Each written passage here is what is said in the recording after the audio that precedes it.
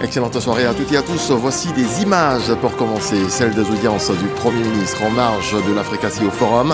Événement du secteur privé qui a refermé ses portes hier à Abidjan.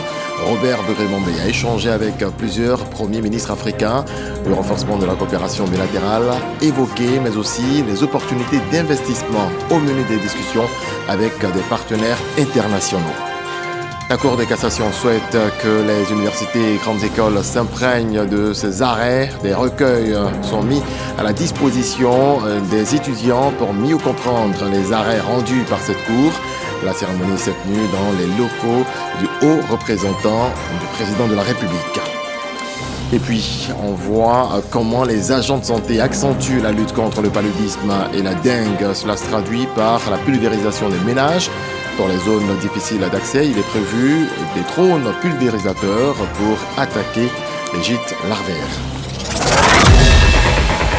Bonsoir à tous. Avant de parler démoustication, revenons sur les audiences du Premier ministre en marge du CEO Forum qui vient de se refermer. Robert Begré-Mambé a échangé avec plusieurs premiers ministres africains. Le renforcement de la coopération bilatérale évoqué, mais aussi les opportunités d'investissement au menu des discussions avec des partenaires internationaux. On voit ça avec Jean-Louis Bambou.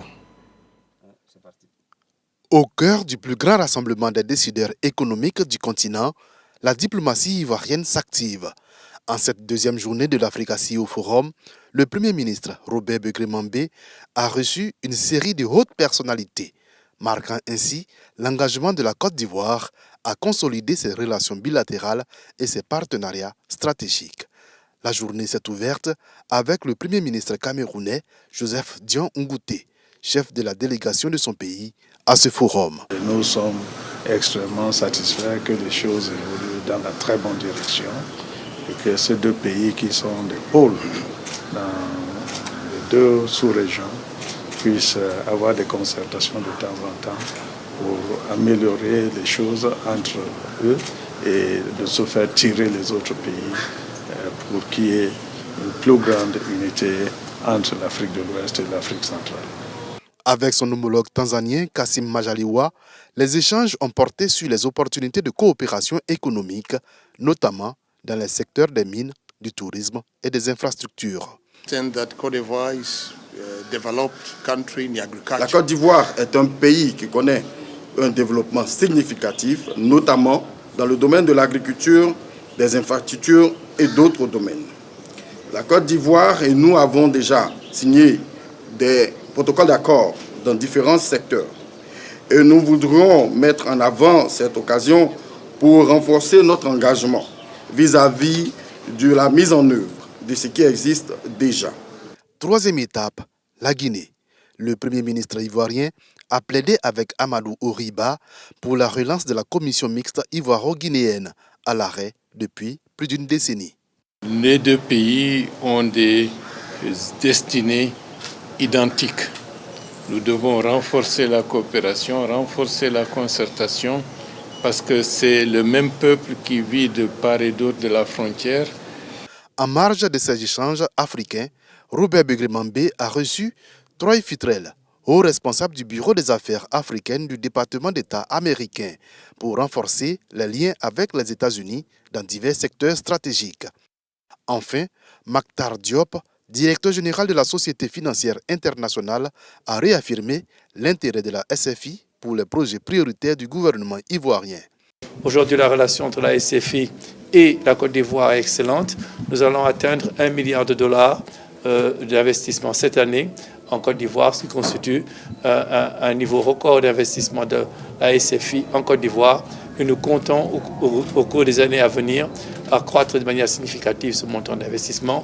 C'est avec le président directeur général de Africa Finance Corporation, Samaïla Zoubaïrou, que le Premier ministre a bouclé ses audiences de la journée.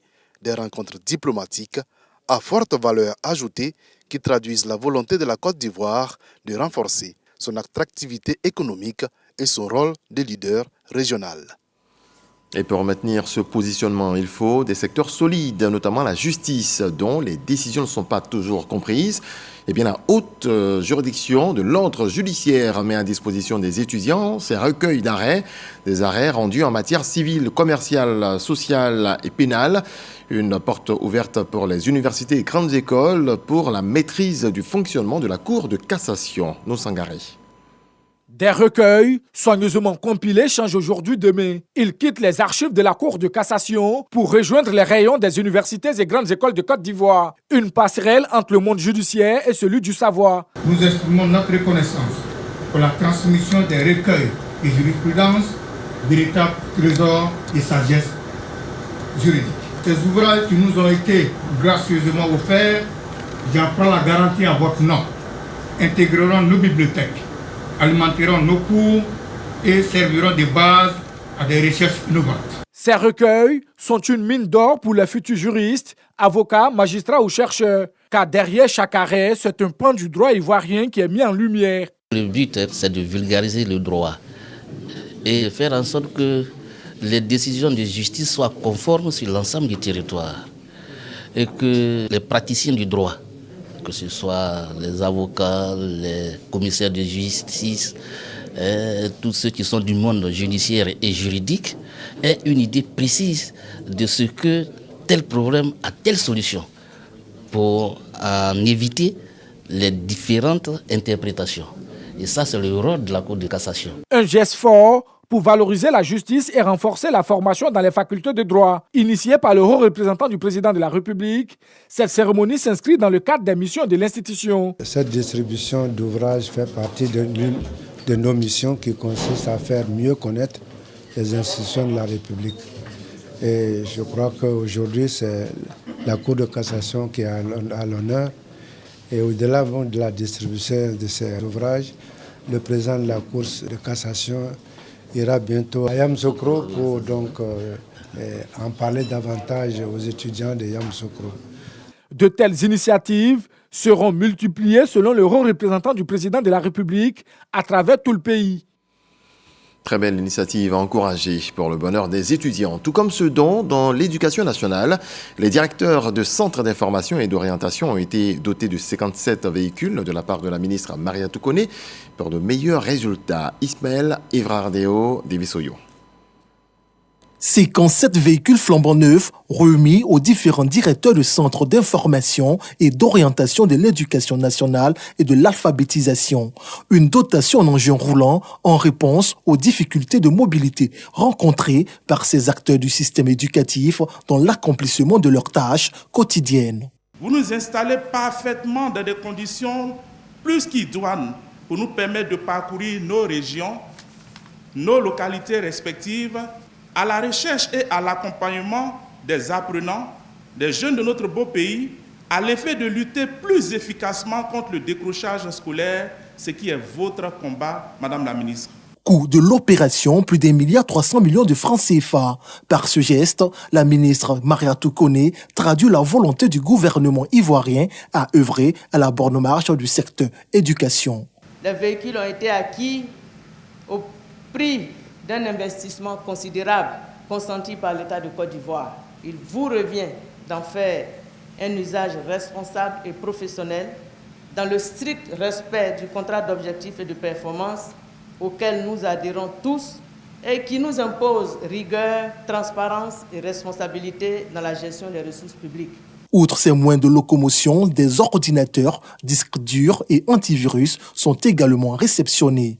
Un apport de la tutelle qui s'ajoute à ceux entrepris dans le secteur depuis 3 ans, avec notamment des engins à 2 roues et des véhicules distribués.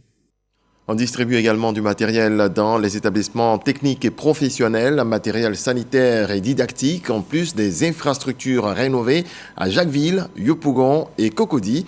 Le ministre Kofi N'Guessan a fait le tour avec son partenaire l'UNFPA, le Fonds des Nations Unies pour la population. Jean-Marc Adjadji.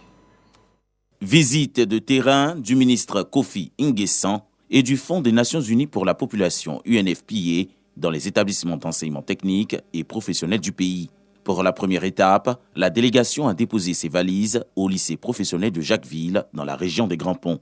Ici, le ministre effectue la remise de l'infirmerie, de l'internat pour jeunes filles, de kits sanitaires et didactiques.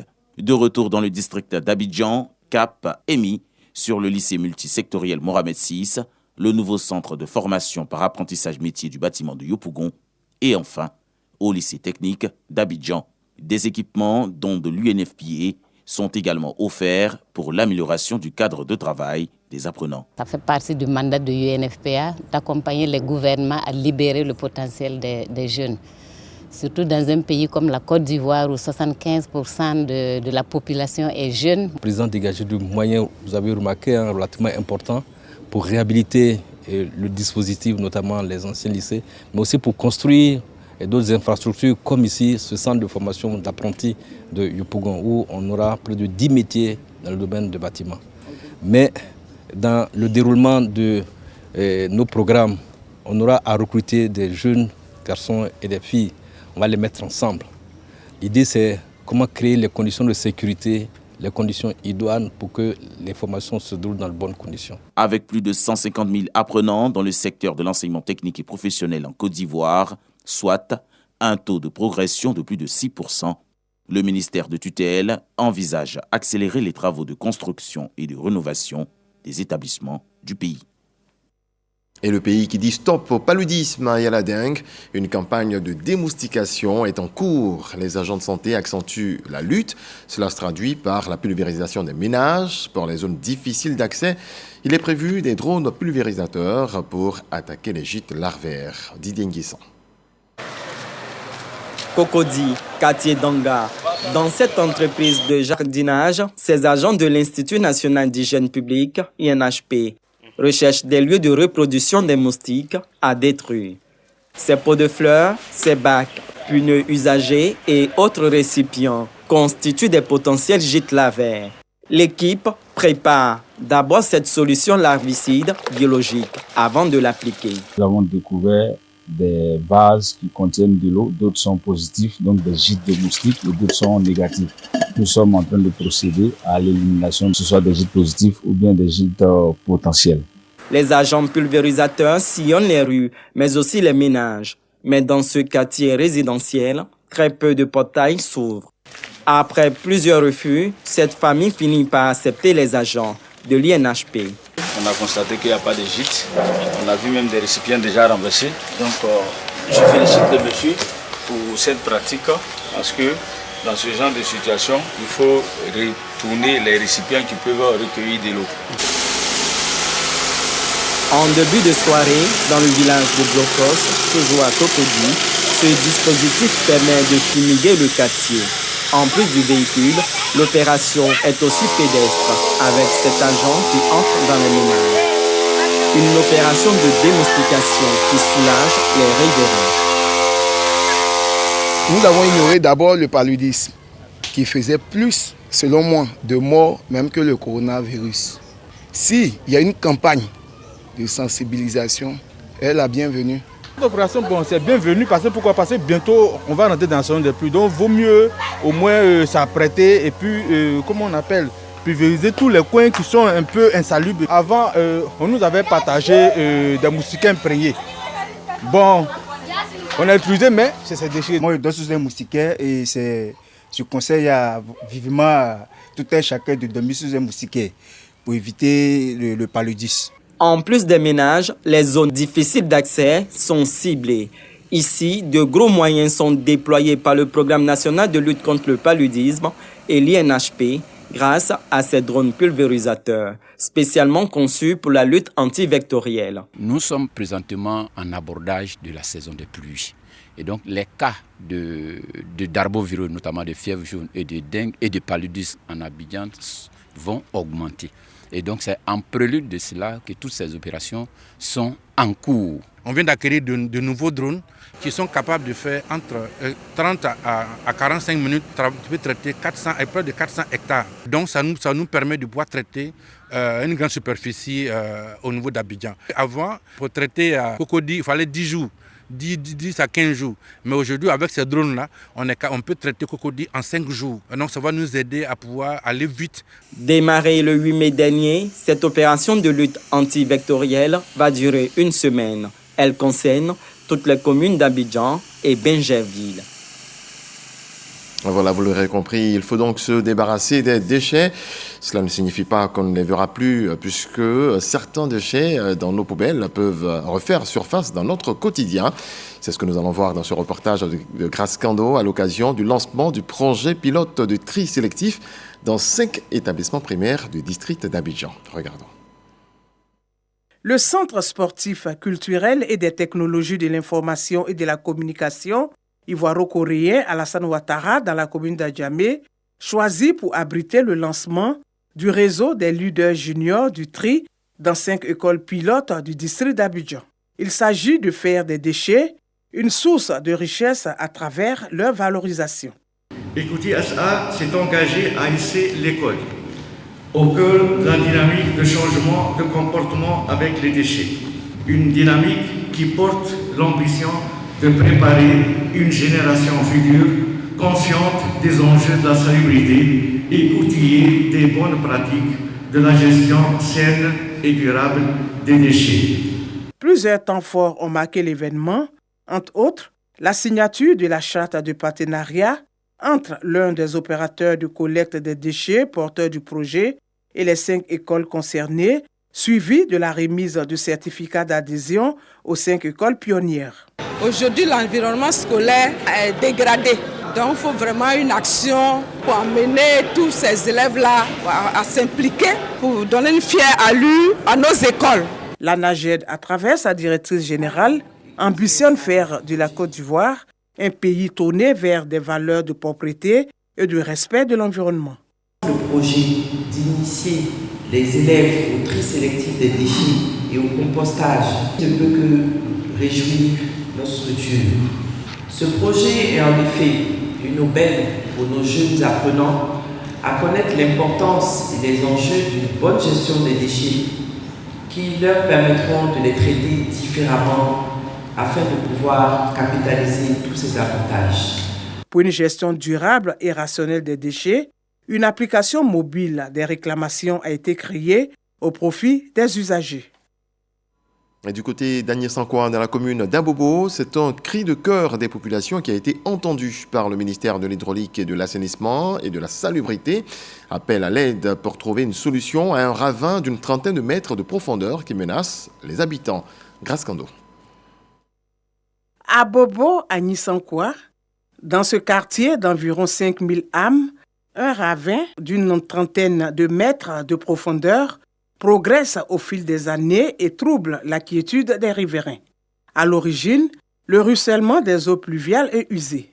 Une situation qui interpelle. Ça nous décourage parce que les enfants passent. Les gens sont tombés dedans. On ne savait pas, les jours, la pluie va venir. S'il y a quelqu'un qui veut traverser, qu'il tombe dedans. Vraiment, ça nous fait peur. Il y a déjà des maisons qui sont déjà en clôture. Et pour éviter l'avancement, pour que ça puisse prendre encore d'autres maisons, vraiment nous faisons appel au secours pour avoir une assistance possible pour éviter le pire. Même si les travaux doivent se faire, les personnes qui seront impactées, comment est-ce qu'il faut les accompagner? On a fait un recensement vraiment des personnes qui sont de 0 à 10 mètres du ravin. Donc ils sont en danger. Des préoccupations qui trouvent une oreille attentive auprès des autorités compétentes. À cet effet, une mission est diligentée sur le site. Nous sommes venus avec toutes les parties prenantes parce que, à la réalité, c'est un problème multisectoriel qui va engager non seulement des problèmes de drainage, des problèmes de la construction, mais aussi des problèmes de recasement et de relocalisation des populations menacées. Il y a aussi plusieurs endroits comme ça où il y a des bassins d'orage aussi qui prennent de plus en plus de volume. Donc ce problème sera traité. Il est même envisagé de faire une étude de façon générale pour adresser la problématique de façon durable. Le ministère de l'Hydraulique, de l'Assainissement et de la Salubrité lance un appel aux populations d'Abobo Agnès Sankoua à quitter les zones à risque afin d'éviter d'éventuels drames. Et sur les routes, les nouvelles sont plutôt bonnes. Prenons la direction du boulevard Kofi Gado, ex-boulevard François Mitterrand, dans la commune de Cocody. L'échangeur de la Riviera Faya, entamé il y a 18 mois, est enfin achevé et ouvert depuis ce mercredi à la circulation. Khalil Diomandé, Jean-Marc Adjadji. Agréable surprise ce mercredi matin pour les habitués du tronçon Bingerville, Riviera Faya, Palmeraie. L'échangeur du carrefour Faya de type flyover s'ouvre à la circulation dans sa forme la plus aboutie à l'issue de 18 mois de travaux. Aussitôt ouvert, l'ouvrage long de 190 mètres avec ses 2 fois 3 voies accueille de nombreux automobilistes et motocyclistes. Pour l'instant, le pari du confort et de la fluidité semble être gagné. Depuis 9 kilos, vraiment on circule et c'est une joie parfaite. Très content ce matin. En tout cas, vraiment, je suis très content ce matin parce que la circulation est vraiment fluide. J'habite la zone de Benjerville. Depuis que ces travaux ont commencé, vraiment c'était difficile pour nous, vraiment pénible de rentrer chez nous. Ça règle un grand problème d'embouteillage au niveau de ce carrefour Faya. Donc vraiment, merci beaucoup, merci au gouvernement ivoirien, c'est du très bon boulot. Outre la réduction des embouteillages et le gain de temps, c'est le nouveau visage que procure l'infrastructure à ce carrefour qui enchante certains usagers. Ça change l'image de Faya. Faya est devenue encore plus jolie. C'est joli à voir. Quand tu passes sur le pont, toi-même tu es fier, tu es content. Bien que satisfaits de la mise en service de l'échangeur de la Riviera Faya, les usagers plaident pour une célérité des autres travaux en cours sur le boulevard Kofi Gado. L'embouteillage est trop, vraiment ça nous fatigue. Ils n'ont qu'à accélérer les travaux après barrage, 9 kg Cap Nord. Vraiment, si ça pouvait accélérer, ça allait arranger la population et les chauffeurs d'État ici. De la patience, il en faudra encore, car les taux de réalisation des échangeurs de la Riviera 3 et de la Riviera Palmeraie sont respectivement de 20% et de 46% selon l'AGEROUTE, l'agence de gestion des routes. En politique, voyant cet atelier de formation au profit des leaders de base du HDP de la Bagoui, les secrétaires de section se sont retrouvés au siège du parti à Bundiali pour renforcer leurs capacités en matière d'action de paix et de cohésion sociale. Charles Tatou. Les leaders de base du Rassemblement des Oufouettistes pour la démocratie et la paix de la région de la Bagoui se forment. Ils renforcent leurs capacités pour être plus convaincants et faire venir de nouveaux militants dans leur parti. En témoigne cet atelier de restitution des travaux qui s'inscrit dans le cadre des préparatifs de la présidentielle d'octobre 2025. Cette restitution est une réponse aux besoins criants de formation de nos militants, au moment où nous abordons la dernière ligne droite qui nous conduit à l'élection présidentielle du 25 octobre 2025. Ce sera une opportunité de confirmation de la suprématie et de l'ancrage territorial de notre grand parti, le RHDP. Le coordonnateur principal de la coordination du RHDP de la Bagoui, Bruno Nabanye-Kone, salue l'initiative. Pour les prochaines élections, on se prépare. Quand tu es bien préparé, tu n'as peur de personne. Quel que soit l'adversaire, celui qui va se présenter là, on est capable de le battre. Applaudis. On est capable de le battre tout simplement parce que, le RHDP est le parti le mieux implanté dans toute la Côte d'Ivoire. Les modules de la formation ont porté sur la cohésion sociale entre les militants du RHDP et avec ceux des autres partis politiques. Dans l'actualité, Tidjane Thiam est réélu président du PDCI RDA à l'issue du 9e congrès extraordinaire tenu ce 14 mai. Il a obtenu plus de 99% des voix. Le congrès s'est tenu dans 45 localités du pays et un bureau de vote pour la diaspora. Cette nouvelle élection fait suite à la démission du président Thiam le 11 mai dernier. Konaté Moussa, Ibrahim Touré. Sans surprise, Tidjane Thiam est réélu président du PDCI RDA. Il a obtenu plus de 99% des voix à l'issue du vote. Ce 14 mai, les militants étaient appelés aux urnes dans le cadre du 9e congrès extraordinaire. En tant que militant, c'est la réaffirmation de ce que nous avions décidé depuis longtemps. Le seul candidat pour lequel je suis venu voter, il s'agit donc de Tidjane Thiam. C'est vraiment un sentiment de joie qui m'anime d'avoir pu voter et pour notre candidat. Cette élection s'est tenue dans 45 localités sur tout le territoire national et un bureau de vote pour la diaspora. Il n'y a pas d'incident particulier qui a été relevé. C'est vrai qu'il y a des bureaux de vote qui ont commencé à l'heure. Il y en a qui, pour des raisons de... Parce que des fois, les gens doivent quitter les villages pour venir au chef-lieu de région pour voter. Donc, les questions donc, de transport, ça fait que les bureaux de vote ouvrent un peu plus tardivement. Pour ce scrutin, rappelons que 2 candidatures avaient été enregistrées et seule celle de Tidjane Thiam avait été retenue. Autre volet de l'actualité, le ministre de l'Intérieur et de la Sécurité, Vagondo Diomandé, s'est rendu à la Direction générale des cultes pour échanger sur les conditions de délivrance des visas aux pèlerins du Hajj 2025. Ce mardi, en présence des acteurs et participants au pèlerinage en Arabie Saoudite, les différentes étapes ont été passées au peigne fin sur le site à Abidjan-Cocody. C'est ce que nous apprennent Nadège Kassi et Abou Sanogo. Le ministre de l'Intérieur et de la Sécurité, Vagondo Diomandé, au centre informatique du Hajj, logé dans les locaux de la Direction générale des cultes, pour d'une part constater l'effectivité du traitement des dossiers de délivrance de visa pour les pèlerins ivoiriens dans le cadre des préparatifs du Hajj 2025, et d'autre part s'assurer que tout est fin prêt pour le départ du premier vol charter. Le directeur général des cultes, Bamba Messamba, s'est félicité de cette visite. Donc, monsieur le ministre est venu, il a vu toutes les équipes au travail et ce qui a été produit. Nous sommes à près de 95% de production de visa à ce jour. Donc, c'est dire que nous sommes très heureux. D'ici le samedi, jour du premier vol, on sera en dessous des 95% de réalisation.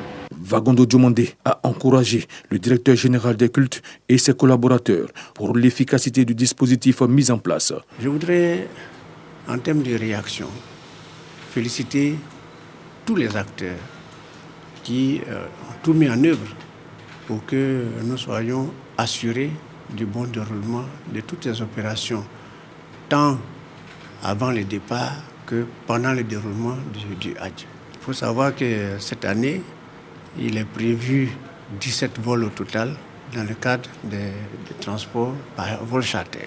Les vols commerciaux aussi seront utilisés comme chaque année pour le Hajj 2025. Rassurer les uns les autres parce que tout est mis en œuvre pour que chacun puisse participer effectivement au pèlerinage dans le cadre des places qui ont été accordées à la Côte d'Ivoire, à savoir 10 000 au total, dont 7 000 pour le contingent étatique et 3 000 pour le contingent privé. Le départ du premier vol charter est prévu pour le samedi 17 mai.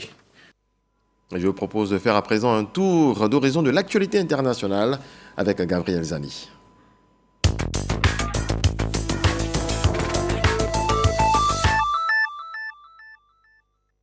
Au Burkina Faso, les attaques terroristes se multiplient depuis le dimanche 11 mai. La ville de Diapaga, à l'est du pays, est tombée en début de semaine. Cela intervient après la ville de Djibo, où l'armée et leurs supplétifs des volontaires de la patrie ont été mis en déroute. Les forces burkinabées ont aussi subi les attaques djihadistes dans d'autres communes du pays. En Mauritanie, l'ancien président Mohamed Ould Abdel Aziz a été condamné ce mercredi en appel à 15 ans de prison ferme par un tribunal de Nouakchott. Il avait été à la tête de la Mauritanie de 2008 à 2019 et avait été condamné en première instance à 5 ans de prison ferme. Il comparaissait en appel depuis novembre 2024 aux côtés d'une dizaine de hauts responsables et de proches pour enrichissement illicite, trafic d'influence et blanchiment. Les États-Unis ont annoncé la levée des sanctions contre la Syrie, une annonce qui intervient dans le cadre d'une rencontre entre le président américain Donald Trump et le dirigeant syrien Ahmed al-Shara à Riyad, en Arabie Saoudite. Cette rencontre est la première du genre depuis plus d'une décennie et s'inscrit dans une nouvelle dynamique diplomatique impulsée par Ahmed al-Shara. La levée des sanctions américaines a été accueillie par une liesse populaire en Syrie. Voilà, très belle nuit. Dieu nous garde. Bonsoir.